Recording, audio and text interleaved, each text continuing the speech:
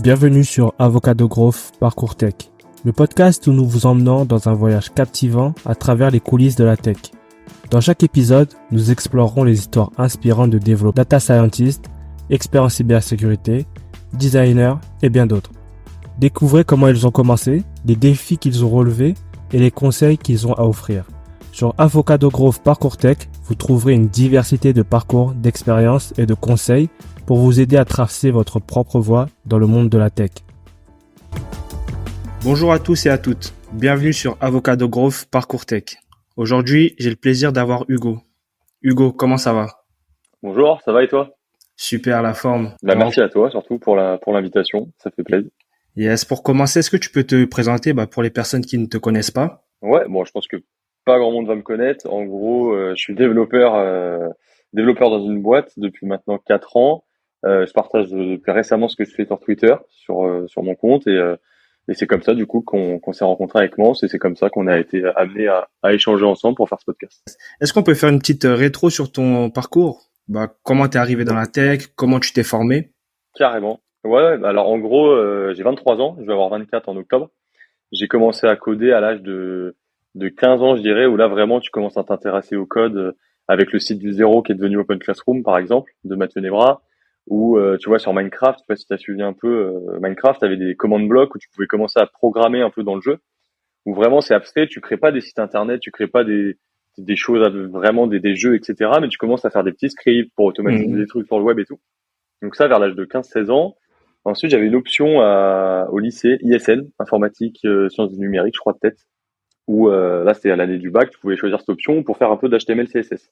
Okay. Et voir un peu le hardware aussi, surtout sur les PC. Du coup, je me suis vite rendu compte que ça m'intéressait pas. Et que moi, vraiment, c'était programmer le code de software, etc.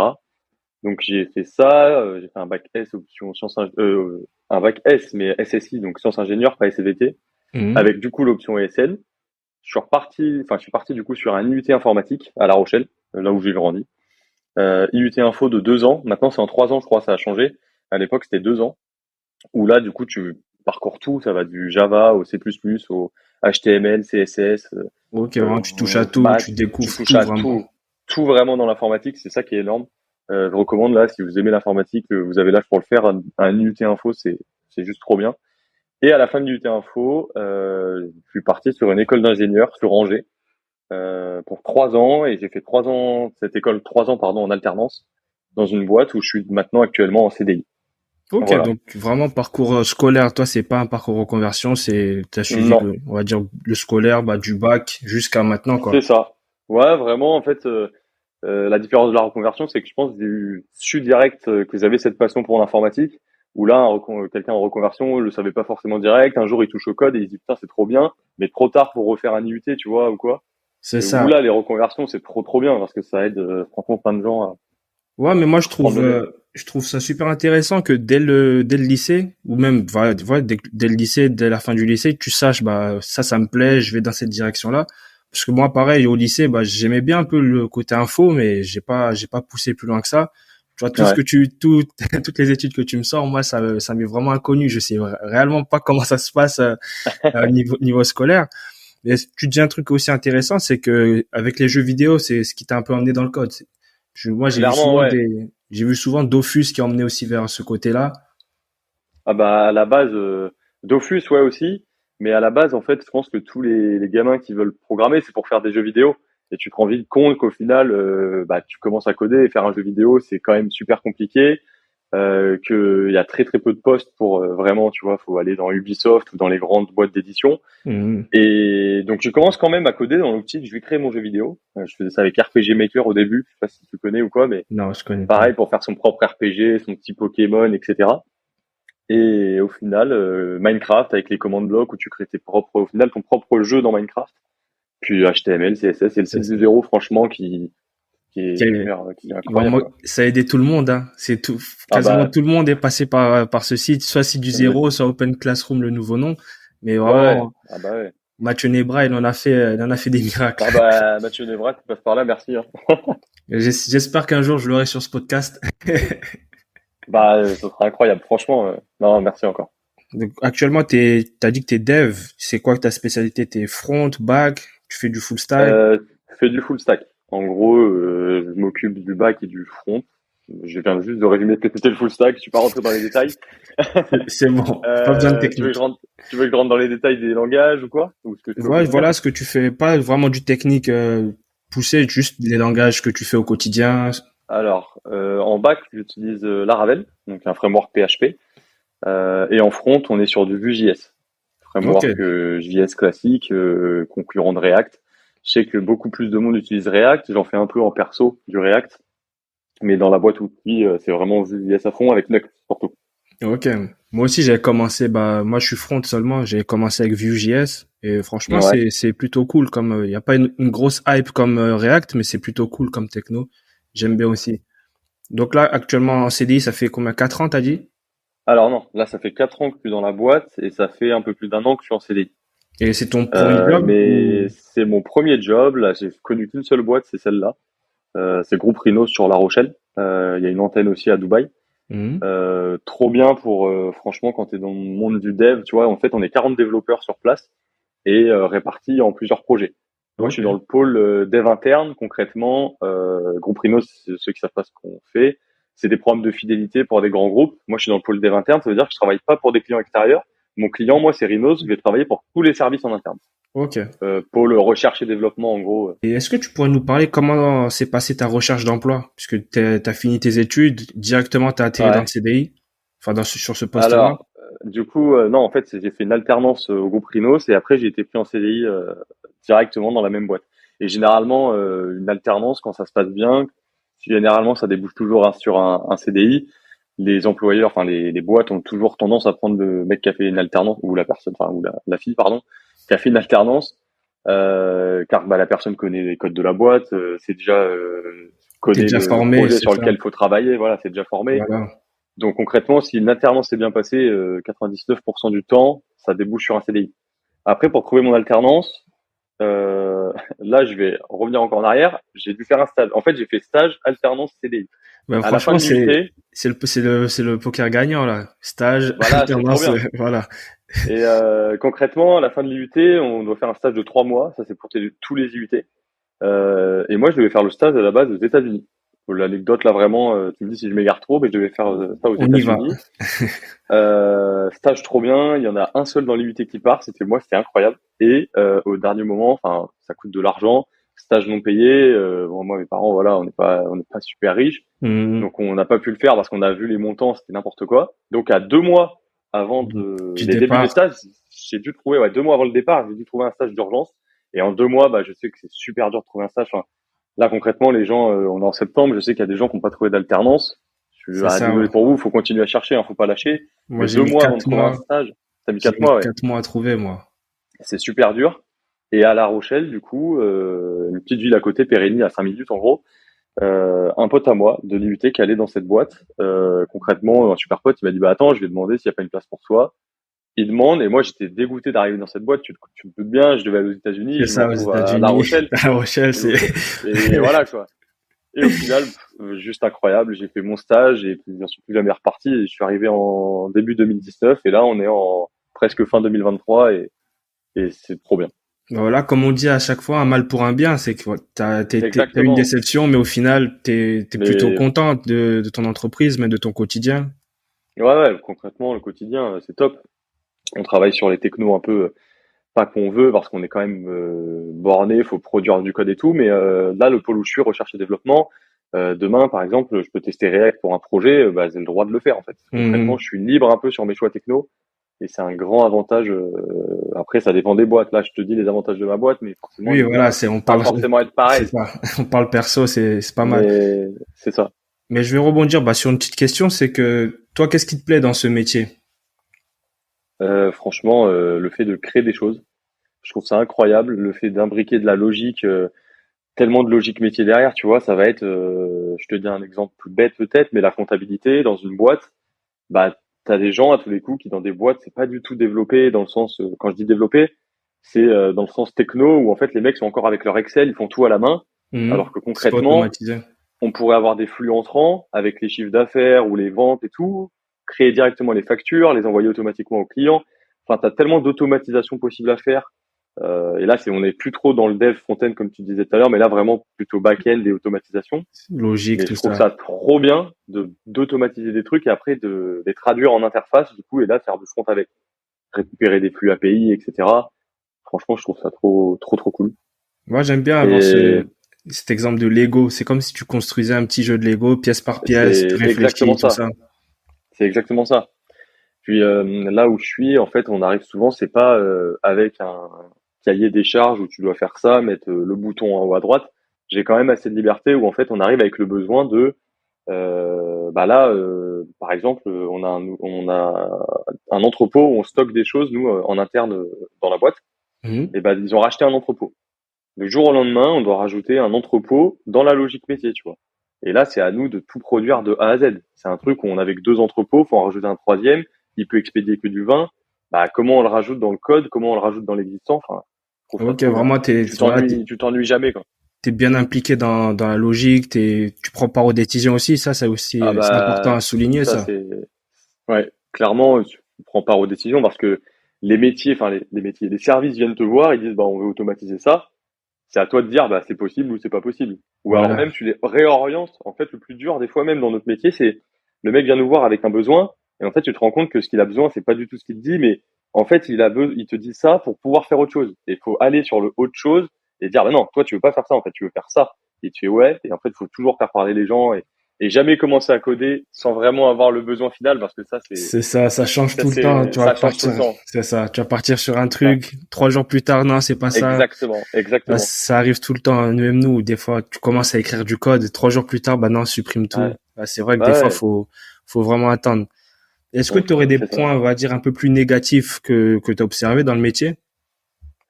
Bah négatif, là comme ça pas forcément. Après là, le seul truc que je peux te dire négatif, c'est plus dans, je vais pas dénigrer la boîte où je suis, mais c'est dans le sens où tu vois le pôle recherche et développement. En fait, c'est un pôle où tu codes, et à tout moment, bah tu fais de la maintenance aussi.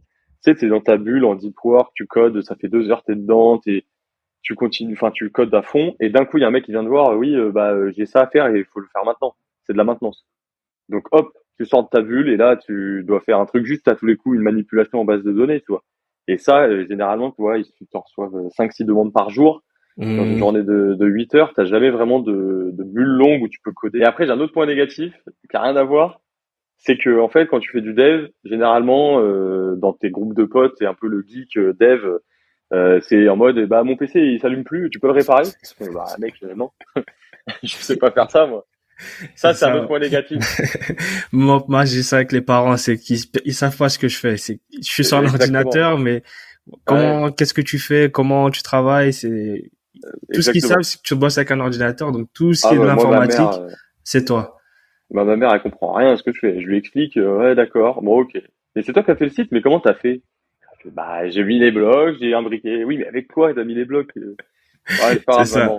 Si tu montes l'éditeur de code, on va te prendre Ouais, pour ah le bah hacker, là, là. c'est fini, là. Et tu travailles quoi, sur site, toi, ou tu plutôt télétravail? Alors, que sur site. Après, on a quand même des journées, si on veut télétravailler, on peut. Mais Mhm. moi, je préfère sur site. Je suis à 5 minutes du boulot en voiture. Ça me fait, enfin, travailler chez soi, je le fais dans mes projets perso. Et comme Ouais. ça me permet de vraiment faire la distinction entre mon boulot et projet perso. Mon 5 Ok. à 7, comme t'aimes l'appeler, je sais plus comment tu dis. Non, Euh, le 9 à 7, je crois. enfin, quoi, pour les projets perso ou pour le travail? Non, le travail, toi, tu dis. Travail, c'est 9-5.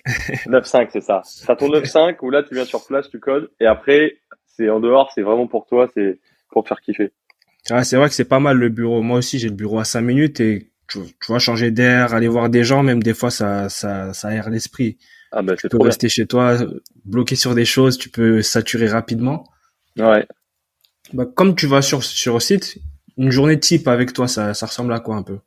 Une journée type, en gros, t'arrives le matin, petit-déj, toujours prendre un petit-déj.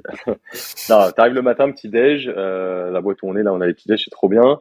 Ensuite, t'arrives à ton bureau, tu lis tes mails, forcément, t'as des demandes, t'as des tâches cron qui ont tourné pendant la nuit, il faut voir si tout a bien marché, voir un peu en base de données s'il n'y a pas eu trop de bugs ou quoi, vu que tu fais toujours de la maintenance. Mhm. Et ensuite, généralement, là, ça, on va dire, je te donne des horaires ou pas? Ou vraiment, je reste abstrait? Tu peux aller dans les horaires, c'est comme tu sens. Donc, en gros, T'arrives à 8h30, tu dis c'était à 8h45, après 8h45, 9h, tu lis tes mails.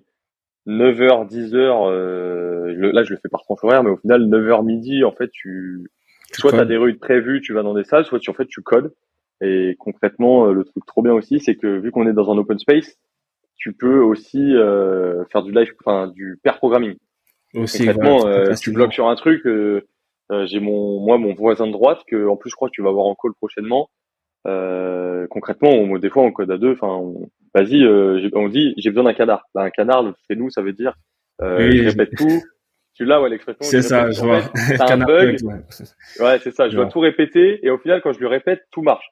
Donc concrètement, on code. Après, midi, on petite pause. Moi, je sais qu'entre midi et deux, je bosse sur mes projets perso. Midi et deux, donc 12h, 14h, c'est pour moi en gros. Je code un peu ce que je veux. 14h, on reprend. Mhm. Et là, tu codes jusqu'à 18. Et après, tu fais une pause de 30 minutes quand tu veux. Ça, c'est une journée en fait où t'as pas de réu. Après, concrètement, Oui, après, souvent, c'est là, souvent. c'est une journée. Encore, ce que je te dis, c'est même pas une journée type parce que concrètement, là, dans la journée que je viens de te décrire, on a été dérangé 6 fois, peut-être. 6 fois parce qu'il y a un colis qui a pas été envoyé, on sait pas pourquoi. Une fois parce qu'il y a une facture qu'il faut régénérer parce que bah il y a une commande qui a été rajoutée après coup, alors que moi mon script il génère la facture le 1er septembre, tu vois. Et je dis qu'on soit le 3 septembre, bah, la comptable vient me voir, ah ben il faut rajouter ça. Donc t'es quand même dérangé dans ta journée. C'est ça, t'as pas une journée vraiment, enfin, type où tu vas rester dans ta bulle Ouais, codée, c'est toujours, t'as un petit, ça a toujours un petit truc à côté. Tu sais, nous on utilise Microsoft Teams, donc t'as ton Teams ouvert, ça reçoit les notifs et voilà. Et ok. après 18h, c'est là où tout le monde débauche. Après, on peut rester jusqu'à plus longtemps. On peut rester jusqu'à 20h, 21h, ceux qui veulent. Moi, je reste un peu plus longtemps des fois. Pareil, après 18h, des fois, souvent, c'est du bonus. Je profite des 3 écrans pour coder un peu sur du perso. C'est ça. Et puis Avant de voilà, rentrer à la maison. c'est ça. J'ai la chance de pas encore avoir d'enfants, donc je profite à fond. Ouais, voilà, c'est le conseil que je vais te donner, profite. Après, Merci. le temps, il est compté. Ah ouais. C'est ça. Bah, tu me parles de projets perso. T'en as beaucoup. T'as un seul projet sur lequel tu bosses en ce moment. Franchement, j'en ai pas mal. Et mon vrai problème, c'est que je m'éparpille trop, je pense. En fait, là, surtout depuis que j'ai ouvert mon Twitter, maintenant, je reçois quelques DM pour des projets. Bon, la plupart du temps, c'est des petits lycéens qui se prennent pour les futurs Steve Jobs. Je veux recréer Twitter, ça va marcher, c'est sûr. Bon, non, désolé, mais je vais pas faire ça. Mais on fait 50-50 sur les bénéfices. Non, non, non, ça ira. Mais commence à avoir pas mal de demandes et au final, c'est des projets où les mecs me payent, donc Mhm. trop bien. Et quand j'ai pas de projet où les mecs me payent, là, c'est vraiment moi, je me fais kiffer. Souvent, je code des trucs en rapport au foot. Par exemple, l'exemple que je peux te donner là, j'ai fait un site web pour le club où je suis à La Rochelle. Et là, en fait, maintenant, j'appelle des clubs de foot et je les duplique. En fait, je les duplique. Je duplique le site de base que j'ai fait Que t'as fait, mais pour d'autres t'adaptes. clubs. Je l'ai Ok. automatisé ce processus, ce qui fait qu'en fait, là, demain, un club m'appelle. En moins de 5 minutes, je fais son site et j'ai créé un dashboard en Vue.js avec Firebase. Toi, t'es plus Supabase, je crois, mais j'ai pas essayé Supabase encore. Mais avec Firebase, et le mec peut modifier de façon autonome son site, en fait, et du coup, bah, j'ai ça aussi en projet perso. Enfin, c'est le projet perso qui me prend le plus de temps. Ok, donc ouais, c'est ton projet principal. Ça, Ouais, moi, je c'est trouve ça. ça pas mal d'allier bah, passion et code, parce que on va dire c'est un projet sur lequel tu sais que tu vas C'est rester ça. longtemps. Concrètement, moi, ma passion, c'est le foot. Donc, quand je dev pour le foot, enfin, je vois même pas le temps passer. Alors que tu Voilà, vois, des c'est fois, ça. là, en ce moment, c'est les extensions Chrome. Un mec, un YouTuber qui m'a demandé une extension Chrome, je lui ai fait. Ça m'embête un peu plus. Et là, au final, j'ai quand même pas mal de demandes d'extension Chrome, mais tu vois, c'est pas une passion en mode ah vas-y, trop bien, je vais le Voilà, faire. trop bien, c'est ça. Je le fais parce que je suis payé. Et j'aurais pas été payé, je l'aurais pas fait. Voilà. En plus, c'est vrai, en plus, comme on dit souvent, le projet perso, faut que tu sois ton premier utilisateur. Donc toi, Ouais, tu fais du foot, tu l'utilises pour ton club, tu as trouvé un c'est bon ça. moyen, bah, d'automatiser, avoir d'autres clients. Ça, c'est super. Au moins, tu sais que quand tu bosses dessus, c'est du bonus, t'es tranquille. Ah bah là, c'est sûr. Du bonus, et puis tu testes des technos. Un des trucs importants, c'est de toujours rester, enfin, toujours faire de la veille techno, quoi. Ça évolue tellement vite. Si tu reviens 3 ans en arrière, j'utilisais même pas Vue.js, on était encore sur HTML avec, on utilisait un framework maison PHP, donc même pas Laravel, même pas Vue.js. Si je reviens 3 ans en arrière dans la boîte. Et là, dans 3 ans, à tous les coups, Vue.js, on n'en fait même plus. C'est ça, ça va tellement vite. Et toi, du coup, bah, comment tu restes à jour, toi? Comme la techno, ça va très vite comme ça, comment tu restes à jour? YouTube. Je suis quelques chaînes sur YouTube, Twitter, quelques gros comptes, et après j'ai Feedly. Et je me mets sur Medium, j'ai souvent les notifs sur le téléphone. Si tu as des bonnes ressources, je te les prendrai et je les mettrai dans la description. Ouais, carrément, je t'enverrai ça. Franchement, sur YouTube, tu peux prendre Free Code Camp. C'est juste incroyable. Ça, après, c'est plus des tutos. C'est pas trop de la veille. Mhm. Après, il y a le truc, la chaîne YouTube Chrome Developer. Incroyable aussi. Franchement, je trouve que les vidéos, elles sont trop bien faites. Déjà, pour faire de la veille, il faut surtout parler anglais parce que la plupart de la commu, c'est en anglais. C'est ça. Sur Twitter, je t'enverrai quelques comptes si tu veux. Ok, bah je te prendrai ça et on partagera ça à la communauté. C'est vrai que Yes. tu soulignes un bon point, c'est que l'anglais c'est très important dans ce métier. Ah, très, très important. Ouais. Franchement, Ben, toutes les docs sont en anglais, les contenus sont en anglais. C'est primordial. c'est ça. Je vais pas te poser la question si tu parles anglais, si tu partais faire ton stage aux États-Unis, donc je pense que tu dois avoir un niveau. Franchement, même pas, même pas. Non? Non, j'ai un niveau où je me fais comprendre, avec Mhm. un bel accent français, je pense. Comme tout J'arrive le à monde. très très bien comprendre. Après, pour reparler, tu vois, c'est pas ma langue maternelle, mais je peux me faire comprendre. C'est ça. Mais non, justement, je voulais aller aux États-Unis pour faire progresser cette langue, justement. Après, j'ai passé le TOEIC, je sais pas si tu l'as passé. Non, je l'ai pas passé. Dans Mais l'école d'ingénieur, on était obligé de le passer. Donc ça aide aussi un peu à ouais, ça aide progresser. pas mal. Là, c'est vrai que enfin, en France, on a ce problème avec notre accent où on s'aime pas. Et moi, ça fait Ouais, un an et demi que je travaille avec des anglophones et les gens, ils aiment beaucoup cet accent. bah oui, non mais au final, en fait, enfin, c'est un peu le même qu'on voit un peu partout, c'est que pour une prof d'anglais, tu sais pas parler anglais, mais pour un anglais, tu parles très bien anglais. C'est ça le problème. C'est ça, C'est c'est que, que en fait, tant qu'on te comprend, les gens, ils cherchent pas plus loin que ça, hein. exactement, exactement. Et puis des fois, tu vas faire une faute de temps, tu vas mal conjuguer un verbe. C'est pas très grave en fait. Le mec a compris l'idée, il a compris ce que tu voulais dire. Pour travailler, c'est pas super important de vraiment. Enfin, c'est important de se faire comprendre quoi. C'est ça C'est le. ça, se faire comprendre et comprendre. C'est deux seules choses. Après, l'accent, c'est plus tard, c'est du bonus. Exactement, ça vient avec le temps. Et est-ce que tu aurais des petits conseils pour des étudiants qui t'écouteraient, qui souhaiteraient devenir dev plus tard? Ouais. Bah franchement, j'ai envie de te dire, tu vois, il y a des gens là, nous on a un peu tous les corps de métier dans la boîte. Il y a des gens qui des fois nous voient dev et je leur dis, mais franchement, si vous voulez vous y mettre demain, vous pouvez quoi. Tout le monde déjà peut le faire. Mhm. Faut après aimer. Tu peux pas. En fait, si tu te dis ah bah ouais, mais je veux faire ça parce qu'il y a un salaire derrière, je vois les salaires, c'est trop bien. Non, ça va pas marcher concrètement. Faut aimer ça. Si tu te dis je fais juste pour le salaire, dans 6 mois tu voles, C'est ça. t'exploses en plein vol quoi. Surtout quand t'as les Euh, bugs qui arrivent ou des trucs, Ouais, c'est ces petits ça. trucs-là, c'est, Généralement, tu passes plus de temps à résoudre des bugs qu'à coder vraiment. Donc voilà. voilà. Le conseil, c'est du coup de se former tout seul en autodidacte. Sur YouTube, il y a tellement de ressources. Free Code Camp, vous tapez One Hour JavaScript ou One Hour HTML. Franchement, il y a des ressources mais de fou. C'est ça Pour partout. les Français, il y a Pierre Giraud. HTML CSS, je sais pas si tu connais. Genre, Pierre Giraud. je connais le nom, mais j'ai jamais vu une vidéo. C'est un mec, tu vois, typiquement, je pars sur une anecdote vite fait. On est arrivé en cours, d'IUT Info, HTML, CSS, cours d'HTML, CSS, première fois qu'on voit le prof, on s'installe dans la salle, ou même je crois que c'était en amphi, on s'installe dans l'amphi. Le mec nous dit, bon bah voilà, en gros là je vais vous faire un cours. Concrètement, vous allez tous allumer vos ordis et vous allez regarder cette playlist YouTube de Pierre Giraud, HTML, CSS, il y a 90 épisodes, je crois, de 5 minutes. Donc ça va super vite, hein, tu les boucles vraiment Mhm. super vite. Il Rapide. a dit, mot pour mot, le prof, je me rappellerai toujours, ça sert à rien que je refasse un cours, sachant que le mec, en 90 épisodes de 5 minutes, il le fait super bien. Moi, ce que je vais faire, c'est que vous regardez les vidéos. Si vous avez des questions, je suis là, vous levez la main, vous me les posez. Et toutes les semaines, il nous faisait des QCM, justement, sur les épisodes de Pierre Giraud. Et le mec, HTML, CSS, après, ça date un peu de 6-7 ans, je crois. Donc, Ouais. à tous les coups, il y a des trucs pas forcément à jour, mais ça reste, HTML, CSS, ça va. Il n'y a pas eu Trop de changements, ça va. trop d'évolutions. Les grandes évolutions, après, c'est des frameworks CSS, genre Tailwind et tout. Mais Mhm. même pour maîtriser Tailwind, il faut maîtriser le CSS. Donc, C'est ça. franchement, si vous avez jamais fait d'HTML, CSS, vous commencez par là, c'est juste incroyable. Et même, je crois, après, il a fait du JavaScript. Mais ça, du coup, j'ai pas regardé sa formation. Là, on a vraiment eu des cours de JavaScript. Mais vous pouvez vous former tout seul. Et si vraiment vous voulez faire je vous conseille pas la fac, perso, pour faire ça. Parce que la fac, faut être motivé. Un IUT, c'est trop bien, car si tu loupes un cours, bah, concrètement, moi, j'avais les bourses, tu peux perdre les bourses. Si tu loupes un cours, je crois, ils préviennent quand même les parents, même si t'es majeur. L'IUT, c'est vraiment cadré. Tu peux pas sécher les cours facilement et tu as vraiment plus de matos que quand tu es à la fac. Ok, bah c'est un très bon conseil. Enfin, si j'enregistre ça parce que j'ai énormément d'étudiants qui viennent me voir. Moi, comme Ouais, j'ai pas ce parcours scolaire là, ça tombe bien que bah, que tu leur dises ça. Et bah ouais. surtout, ne lâchez pas l'école, hein. Allez jusqu'au bout si vous avez si Ouais, et vous avez puis déjà même entamé quoi. si vous avez entamé, déjà, allez jusqu'au bout. Et même si vous aimez pas l'école, au pire, il y a Open Classroom, je crois, ils font des alternances. Tu vois, là, il y en a un qui arrive en début de semaine, un alternant Open Classroom. Depuis que tu es dans la boîte, on en a eu deux, trois d'alternants d'Open Classroom. Ça se passe toujours super bien. Je crois qu'ils sont là du lundi au jeudi et le vendredi, ils ont la journée Open Classroom. C'est la journée de cours, en gros.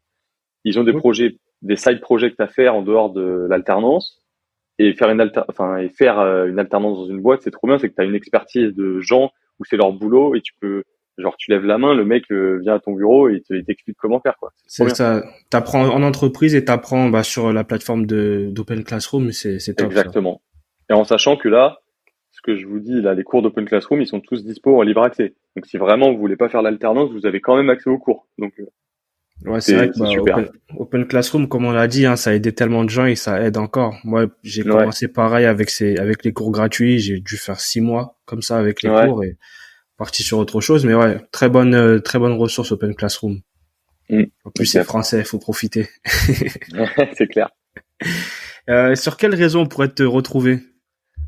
Sur Twitter, Hugo avec deux O, un Yes. De H et MDRA. toute Hugo façon, O MDRA. je mettrai le Ouais, au lien. pire, Tous tu les mettras. liens, je mettrai. Sur LinkedIn, ceux qui veulent, vous tapez Hugo Madurera, Madureira, et après Insta et tout, c'est plus perso. J'ai pas de, voilà, j'ai pas Il y de a rien, TikTok. y a rien de tech là-bas. Ouais, c'est ça, il y a rien à voir au niveau tech. Et j'avais une petite question. Tu te vois où, toi, dans l'avenir? Continuer full stack, te spécialiser, Dans partir dans un autre l'avenir, métier? je me vois faire du dev. Après, j'aimerais bien faire un peu moins de dev et faire peut-être un peu plus de gestion de projet. Concrètement, c'est ce qu'on a appris en fait à l'école d'ingé. Là, j'ai fait un UT informatique de 2 ans où j'ai tout survolé en info. En école d'ingé, je me suis spécialisé, du coup j'ai pris l'option info. Mais au final, je pense que j'ai vraiment rien appris. Enfin, c'est incroyable de dire ça, mais j'ai vraiment rien appris. J'ai plus appris au final dans mon alternance. Les seules compétences que j'ai appris, je pense, à l'école d'ingé, c'est management, de l'électronique, mais ça m'intéresse pas, j'aime pas ça. Mhm. Et vraiment management à fond, quoi. Gérer un projet, méthode agile, Scrum Master, PO, Tout faire des ça. user stories, tout ça. Et ça, c'est des choses que je retrouve pas forcément dans mon quotidien, parce que là, je suis plus dans le mode, on est une équipe de 4 où en fait, on se partage les tâches entre nous, donc on fait pas forcément de gestion de projet. Mais ouais, ça, j'aimerais bien le retrouver, tu vois. Limite, gérer un projet sur 2 ans, tu vois. Tu mets 2 ans vraiment à sortir le projet.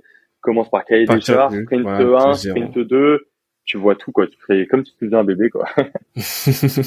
Ah ouais, pas mal. Bah, j'espère pour toi, ça se passera, ça se réalisera. On Oh, y a espère. pas de raison que ça se passe pas. C'est ça. Et bah, je te souhaite aussi bah, du bien sur ton, comment ça s'appelle, ton petit side project. Ouais. C'est là actuellement, t'as beaucoup de gens ou c'est, enfin beaucoup de clubs. Là, actuellement, j'ai 2 clubs consignés et j'ai 5 clubs où la version est en version d'essai et après, il faut qu'ils voient. Ça s'appelle myclubhouse.fr. S'il y a jamais il y a un footeux là qui est dans une équipe de foot et qui passe par là, qui veut un site pour son club. Le seul problème, tu vois, de ce SaaS parce que j'appelle ça un SaaS vu que c'est de l'abonnement par Mhm. mois, c'est qu'en fait, c'est à moi d'appeler les clubs. Concrètement, les clubs arrivent pas sur ma page. C'est moi qui appelle le club et je tombe sur un président. Et le président, généralement, moyenne d'âge, 50-60 C'est ans, ça, il connaît pas totalement trop. dépassé. C'est Donc au ça. début, tu vois, j'avais la mauvaise démarche où j'appelais, j'essayais d'expliquer au président. Là, maintenant, j'ai une nouvelle démarche, c'est j'appelle et je dis, oui, bonjour, est-ce que vous pouvez me passer le jeune qui gère la com sur vos réseaux? Comme ça, je parle directement aux jeunes. Et là, entre jeunes, tu vois, on se comprend. Et voilà. Ouais, de toute façon, bah après, tout ce qui est ça, c'est du boulot, hein. Tu peux pas avoir un SaaS, on va dire, entièrement automatisé où les clients vont atterrir. Ouais, C'est c'est très ça. dur, en tout cas. C'est très dur à avoir Bah, ça. faut faire de l'acquisition client, c'est chaud. Ouais, voilà. Mais après, c'est une bonne méthode, quoi. Tu connais les clubs, tu connais enfin, tout ce qui est aux alentours. Tu démarches petit à petit. Je mettrai le lien aussi si on a des footeux qui passent là. Je sais qu'il y a Ouais, énormément de carrément, ouais. footeux sur Twitter, là. Donc, Ouais. venez voir ce petit projet-là si vous avez un club voilà, j'espère que ton projet grossira et qu'on le verra, je sais pas, à la télé un jour aussi. Ah, j'espère aussi et je le souhaite. Franchement, ça serait trop bien. T'aurais un petit mot à ajouter pour la fin? En mot de la fin, je dirais déjà merci pour l'invitation. Merci à toi de laisser tous les profils de texte s'exprimer. Franchement, c'est trop cool d'avoir plein d'avis différents, témoignages différents, que ce soit reconversion, non reconversion, ou à tous les coups des mecs qui juste commencent parce que avoir cette diversité, en fait, c'est trop bien. C'est ça. Donc merci encore. Ouais, moi je te remercie d'avoir accepté l'invitation, pris du temps pour partager ton parcours. Donc j'espère ça va aider énormément de gens. Je sais qu'il y a beaucoup de parcours scolaires qui pourront s'identifier à ton parcours. Et si jamais il y a des alternants qui recherchent sur La Rochelle ou enfin qui sont dans les alentours de La Rochelle, qui recherchent une boîte, n'hésitez pas à m'envoyer un DM, soit sur LinkedIn, soit sur Twitter ou soit par mail, m'envoyer un message et j'essaierai de trouver ça dans ma boîte. Enfin, c'est pas ma boîte, mais de là où je travaille. Voilà, donc tous les alternants qui sont dans les alentours, n'hésitez pas à contacter Hugo. Donc Hugo, je te remercie encore une fois et je te dis à très vite. Ouais, c'est moi qui te remercie et bon courage pour la suite. Merci. Voilà, j'espère que cet épisode t'a plu. Tu peux me soutenir en mettant une note sur Spotify ou Apple Podcast et en partageant cet épisode à quelqu'un de ton entourage.